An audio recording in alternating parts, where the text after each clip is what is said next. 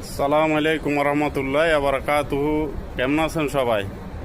আমি গতকালে বলছি যে মধ্যপ্রাচ্যের পরিস্থিতির কথা, যে চাচা আজকে কি কয় শুনেন। চাচা কি কয় শুনেন।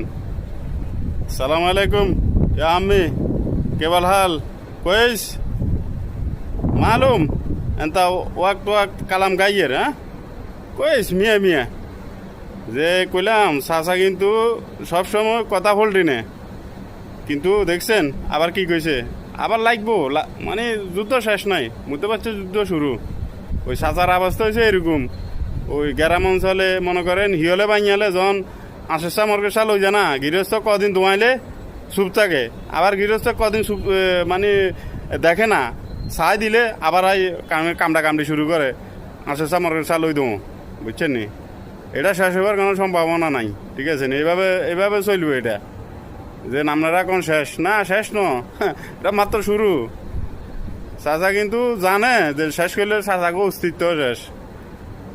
তো আমাকে কথাগুলা যেটা বাস্তব, কিন্তু আমরা আরবদের সাথে কথা বলি, এরা অনেক বুঝে, এরা আমাদেরকে বলে, তো আমরা বিভিন্ন বয়সের মাধ্যমে আপনাদেরকে বুঝাই।